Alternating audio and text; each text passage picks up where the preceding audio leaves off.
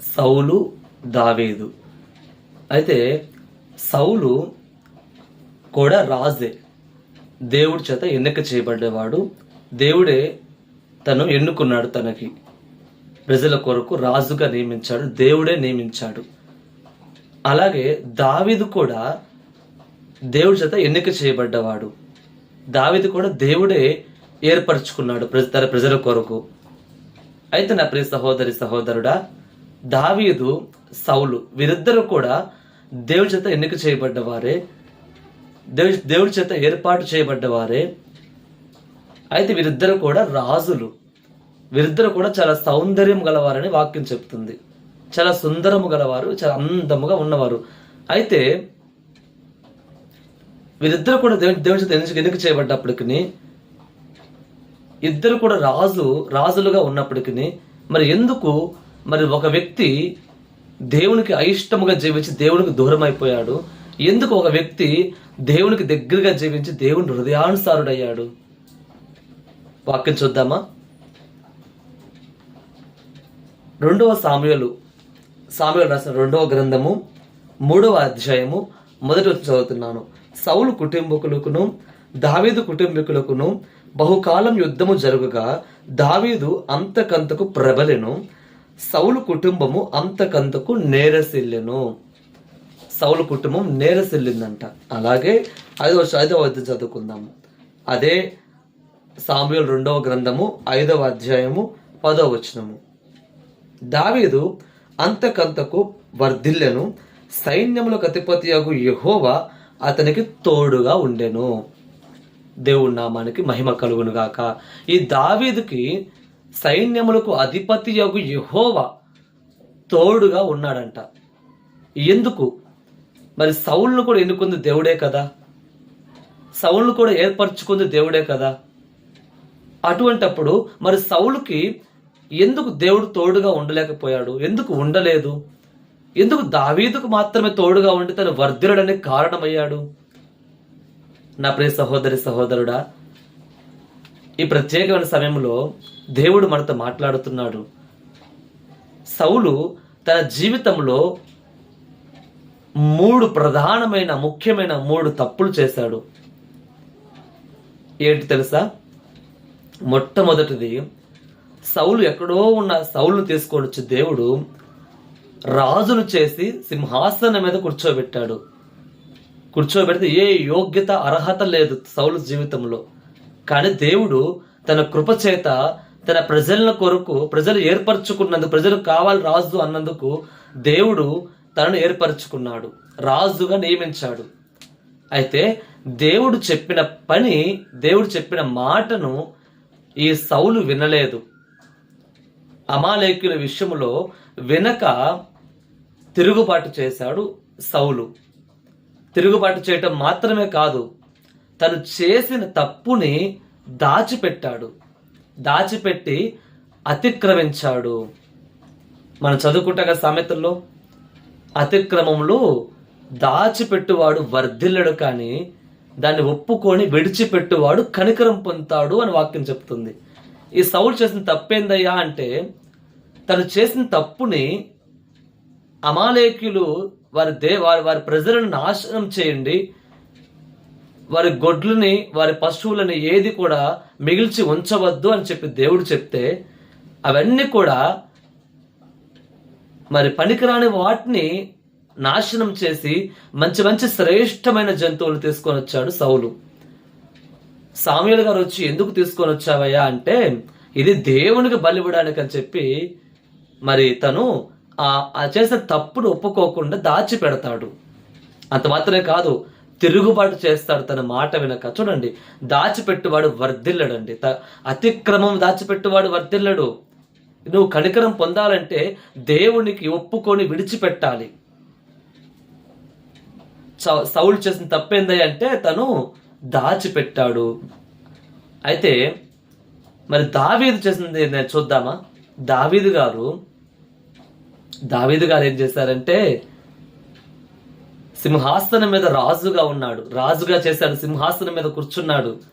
అయితే ఆ సమయంలో తను బెత్షెబాతో చేసిన తప్పును బట్టి ఆ పాపాన్ని బట్టి దేవుడు చిన్న ప్రవర్త, చిన్న సామాన్యమైన వ్యక్తి, ఆ వ్యక్తికి చూద్దామా, నాతానుకి చెప్పి దేవుడు దావీదుకి మరి వర్తమానం పంపిస్తాడు. దేవుడు మాట్లాడతాడు, దావీదుతో నువ్వు మాట్లాడు అని. ఆ దావీదు దగ్గరికి వచ్చి ఈ నాతాను అనే ఒక వ్యక్తి, సామాన్యమైన వ్యక్తి, నాతాను అనే వ్యక్తి వచ్చి దావీదుతోటి సింహాసనం మీద కూర్చున్న దావీదు దగ్గరికి వచ్చి డైరెక్ట్గా ఫేస్ టు ఫేస్ ఏమంటాడు తెలుసా? దేవుడు మరి నువ్వు తప్పు చేశావు, గొర్రెపిల్ల కథ చెప్తూ మరి ఆ యొక్క ధనవంతుడు ఒక ఉన్నాడు, అతనికి ఐశ్వర్యవంతుడికి విస్తారమైన గొడ్లు ఉన్నాయి. ఒక పేదవాడు ఉన్నాడు, తనకొక్కటే ఒక గొర్రె ఉంది, తన ప్రేమగా చాక్కుంటున్నాడు.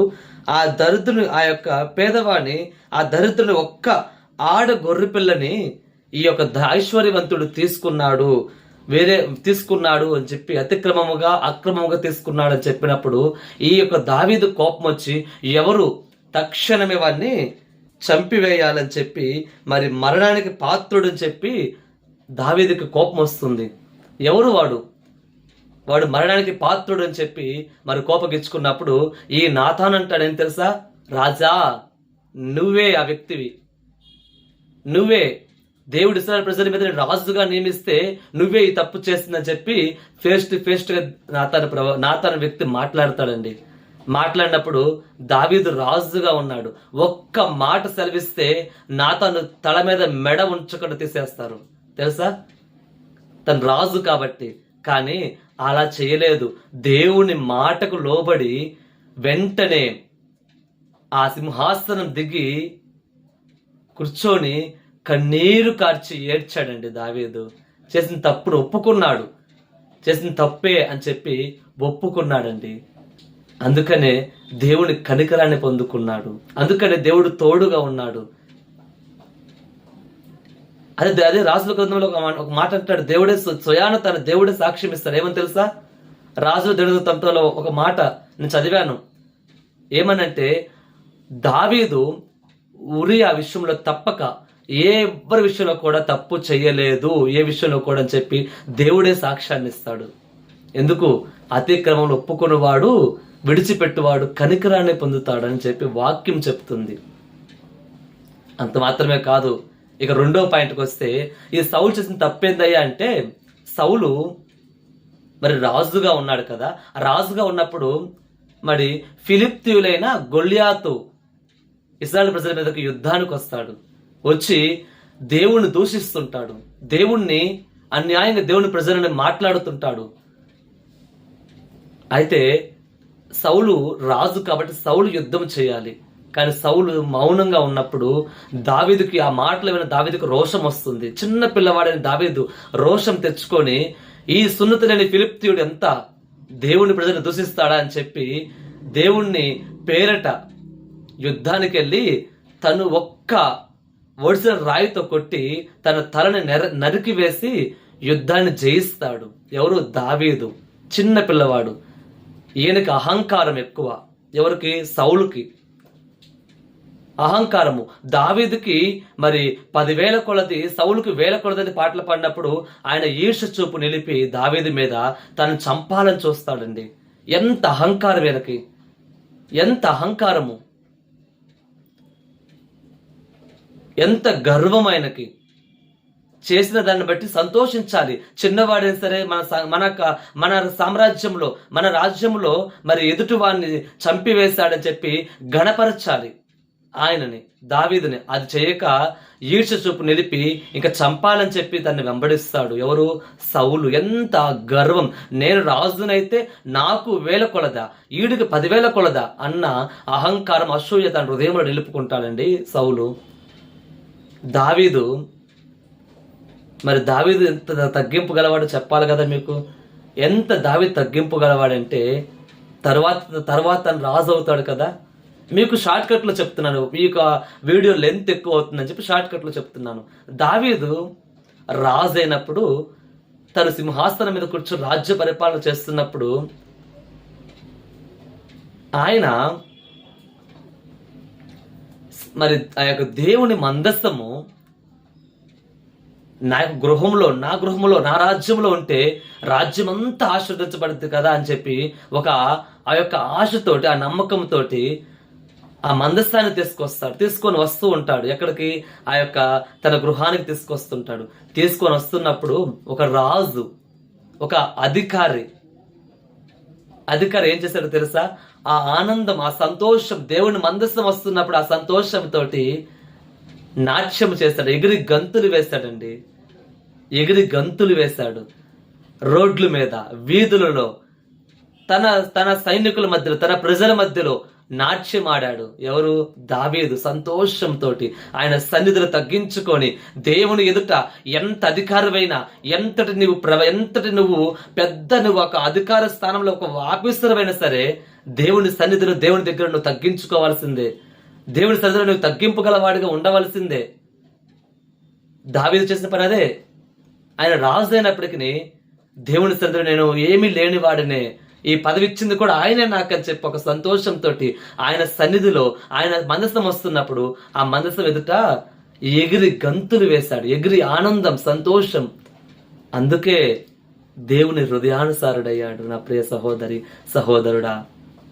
అందుకే దేవునికి ఇష్టానుసారుడయ్యాడు. అపోస్తల కార్యంలో ఒక మాట ఉంటుంది, దావీదు నా యొక్క హృదయానుసారుడు అని చెప్పి దేవుడు మాట్లాడుతున్న మాట అక్కడ ఉంటుంది, రాయబడింది చక్కగా.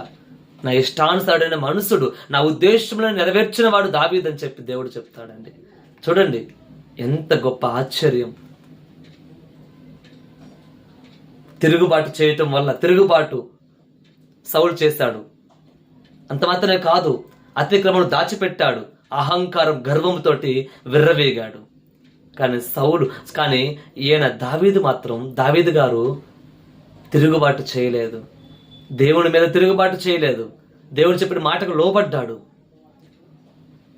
ఒక చిన్న సామాన్యమైన వ్యక్తి వచ్చి నువ్వు తప్పు చేస్తావన్నప్పుడు తగ్గించుకొని పశ్చాత్తాపడ్డాడు. ఎవరు? దావీదు. దేవుని సన్నిధిలో నాట్యం ఆడాడు తగ్గించుకొని.